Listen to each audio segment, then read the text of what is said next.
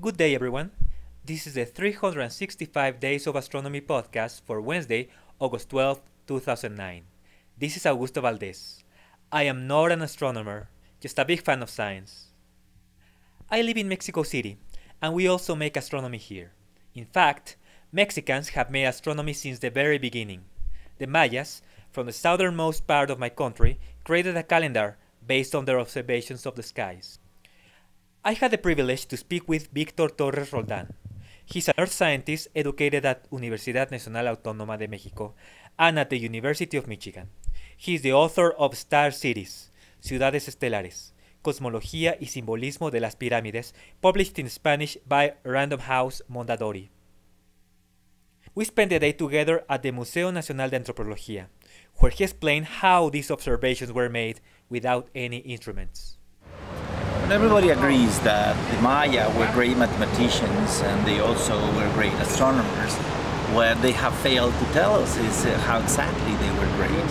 And one of the things that have hindered the understanding of the Maya astronomy is they believe that these were somehow people that were great, but they couldn't really understand the heavens.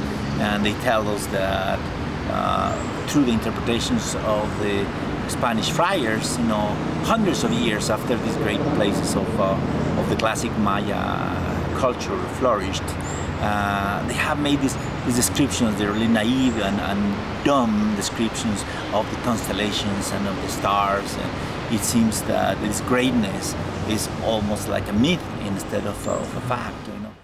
To follow the stars was essential, not only to get scientific knowledge, it was the foundation to understand it all. To know, for example, that the Moon is in conjunction with Mars, Jupiter and Saturn every 12 catunes, 86,400 days, was useful to calculate the original blueprint of the sky, where the planets were at the moment of creation. So, we can speak of the very birth of the gods themselves, that is, the planets, on specific days, thousands of years in the past.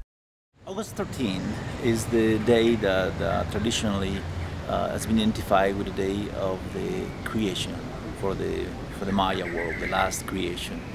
And many places are oriented, like Teotihuacan. The whole great city of Teotihuacan is oriented towards the setting sun on August 13. So tomorrow will be a special day for the Maya, and it's a very specious day to tell the world why the Maya were so great and understanding the heavens. The secret of the Mayan calendar lies in its simplicity. Its numbers describe the cycles of stars moving through the solar path. Its logic tracks the fastest and brightest bodies first, then the slower and less bright. The system follows the Sun, then the Moon and Venus, then Mars, and finally Jupiter and Saturn. And I say, when would these two beings will come and make love, perhaps, because that's what the scenes we have in the records, make love on that location on the sky. I have to wait and I'll probably die.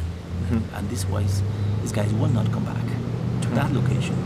And my son or my daughter won't see that either. But my grandson, after 79 years, will see the return of a full moon with Mars in the same stars. So the sacred calendar is a contrived number that describes precisely the movement of Mars and the movement of the Moon. But the Moon is described below it also in the lower stack. And if we combine the sacred calendar, 260 days, with the solar count, then we'll discover the movement of Venus, the great star, every 52 years. The basic unit of the Mayan calendar was the day or kin. Aguinal is the second order and it's 20 days long. Tun is the third order and it's 360 days long. 20 tun years equal 1 katun, that is 7,200 days. And 20 katun equal 1 baktun, 144,000 days. And Tzolkin is a divining calendar of 260 days. What the long count is describing is the movement in conjunction, in retrograde conjunction, two planets together, Jupiter and Saturn, kicking backwards westward. every Catun, every unit of 20 tunes, 7,200 days. That is the measure, the long count is the measure of the movement of the other planets.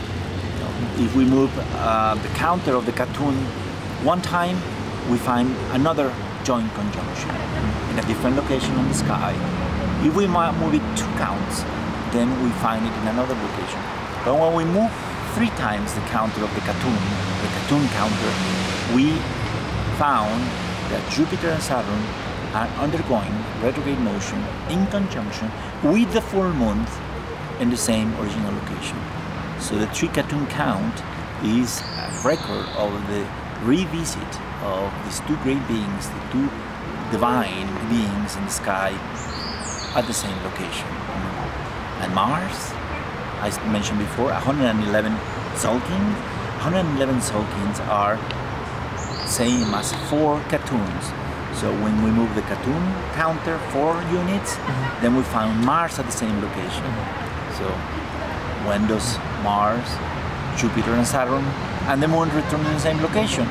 Where we have a recurrence of 3 Catuns for Jupiter and Saturn, and a recurrence of 4 Catuns for Mars. 4 times 3, that's 12. Every 12 Catuns we'll find a triple conjunction in retrograde motion at the same location of Jupiter, Saturn, Mars and the Moon. And that, my friends, is the history of the Maya calendar, an exact model of the universe by the Maya, solved thousands of years, 1,000 years before Kepler solved it in the West. Extras were read from the article The Great Lords of the Sky by Victor Torres Roldán, taken from the magazine Mexicanísimo. You can find out more about him in his book Star Cities, Ciudades Estelares, Cosmología y Simbología de las Pirámides, published in Spanish by Random House Mondadori. He's currently looking for a publisher for the English version.